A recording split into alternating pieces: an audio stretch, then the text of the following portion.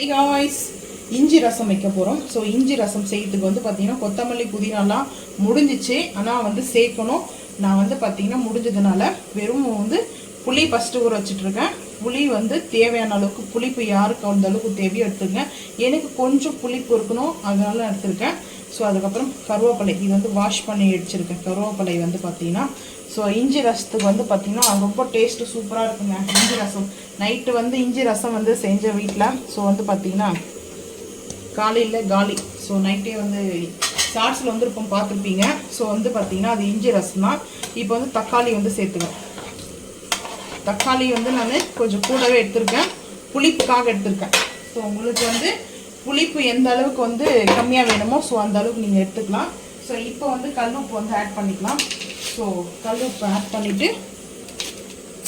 Add பண்ணியாச்சு.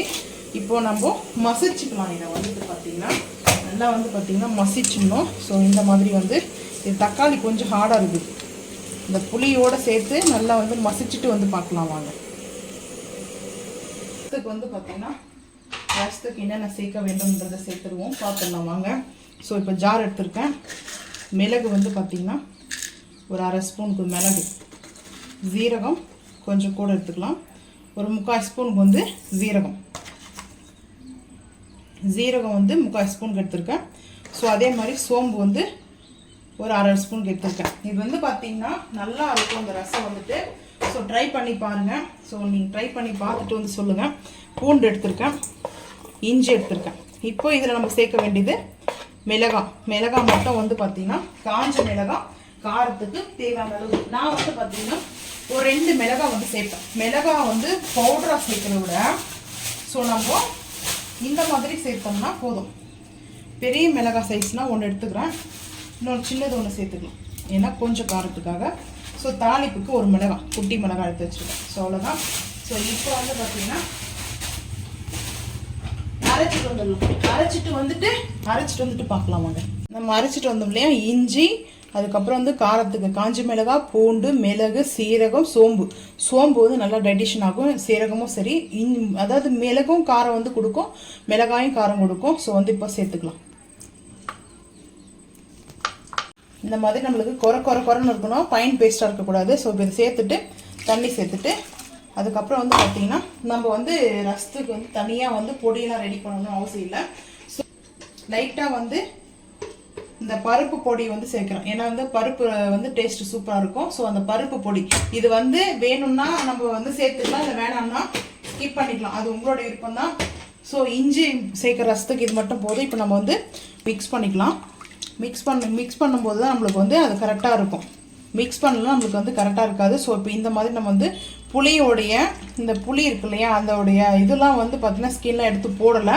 So அதெல்லாம் வந்து பார்த்திங்கன்னா அப்படியே தான் இருக்கும், இந்த மாதிரி தான் இருக்கணும். ஸோ இன்னும் கொஞ்சம் தண்ணி சேர்த்துட்டு பார்த்துக்கலாம் வாங்க. தூள் 2 பிஞ்ச் அளவுக்கு சேர்த்துக்கிறேன். ஸோ அவ்வளோதான். ஃபைனலில் நம்மளுக்கு வந்து இப்போ தாளிப்பு மட்டும் தான் கொடுக்கணும். ஸோ இதுக்கு முன்னாடி வந்து பார்த்திங்கன்னா இதெல்லாம் இப்போ வந்து மிக்ஸ் பண்ணிக்கலாம். நான் வந்து ஸ்பூனில் வந்து இப்போ மிக்ஸ் பண்ணிக்கிறேன். மிக்ஸ் பண்ணியாச்சு. ஸோ 2 நிமிஷம் இருக்கட்டும். ஸோ அதுக்கப்புறம் வந்து தாளிப்பு கொடுத்துக்கலாம். ரசத்துக்கு தாளிப்புக்கு வந்து பார்த்திங்கன்னா கடுகு, ஒரு காஞ்ச மிளகாய், அதுக்கப்புறம் வந்து கருவேப்பிலை எடுத்துருக்கேன். அப்படியே மூடிடுவேன். நான் அதுதான் இருந்து தாளிப்பு இதில் கொடுக்குறதே கிடையாது. கருவேப்பிலாம் அடுப்புக்குள்ளே போயிடுச்சு. ஸோ என்ன பண்ணுறது, எப்படி அடுப்பு வாஷ் பண்ண தான் போவோம், குக் பண்ணிவிட்டு வாஷ் பண்ண தான் போவோம். அதை தான் பண்ணணும், தாளிக்கணும். எனக்கு வந்து இங்கே அடுப்பெல்லாம் ரொம்ப ஒரு மாதிரி ஆகிடுது. ஸோ க்ளீன் பண்ணுறது கஷ்டமாக இருக்குது இல்லை, அதனால தான். ஸோ அதுக்கப்புறம் வந்து பார்த்திங்கன்னா அப்படியே வாங்க பெருங்காயம் சேர்த்துக்கலாம். பெருங்காயம் வந்து சேர்த்துக்கலாம். சேர்த்தாச்சு. ஸோ இப்போ நான் வந்து இதை அப்படியே அடுப்பில் எடுத்து வச்சுட்டு நான் இப்படி தான் வந்து அடுப்பில் எடுத்து வச்சாச்சு. ஸோ இப்போ அப்படியே சேர்த்துக்கலாம். இப்போ அப்படியே பார்த்தீங்கன்னா இப்போ வந்து பார்த்தீங்கன்னா தாளிப்பு அப்படியே இதை அடி ஒரு கிளாத் வச்சு தொடச்சிட்டு தான் நான் வந்து பார்த்தீங்கன்னா அப்படியே வந்து இதில் தாளிப்பு வந்து சேர்த்தேன். அதுக்கப்புறம் அப்படியே கேஸ்லேருந்து எடுத்து அப்படியே சேர்த்திங்களான்னு கேட்காதீங்க. நல்லா தொடச்சாச்சு, ஒரு கிளாத் வச்சு தொடச்சி தான் சேர்க்குறேன். ஏன்னா நம்ம சாப்பாடு இல்லையா, கொஞ்சம் கேர்ஃபுல்லாக தான் செய்யணும். ஸோ இப்போ வந்து ரசம் வந்து கொதிக்கட்டும். கொதிச்சதுக்கப்புறம் பார்க்கலாம்.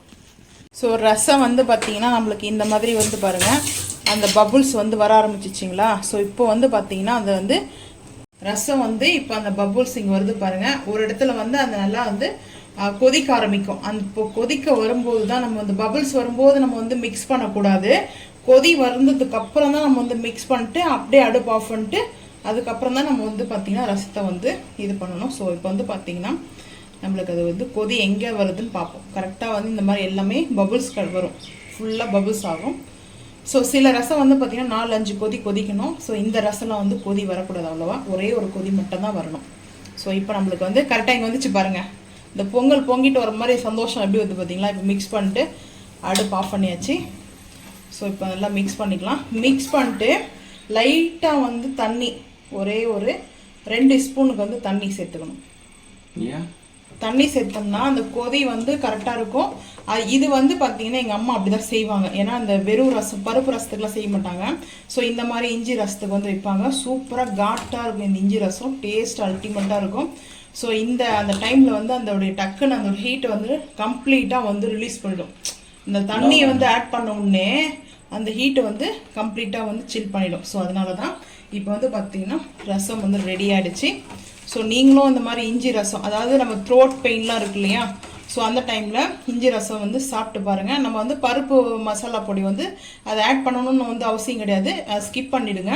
ஸோ வந்து ரசப்பொடி தான் அது நீங்கள் சேர்த்துங்க. நம்ம வந்து பூண்டு இதெல்லாம் சேர்த்துக்கிறோம் இல்லையா, மிளகு சீரகம்லாம், ஸோ அதுவே ரசப்பொடி தான்.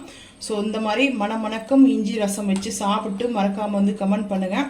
ஸோ இந்த வீடியோ பிடிச்சிச்சுன்னா மறக்காமல் லைக் பண்ணுங்கள், ஷேர் பண்ணுங்கள், சப்ஸ்கிரைப் பண்ணுங்கள், பெல் ஐக்கான் வந்து கிளிக் பண்ணுங்கள்.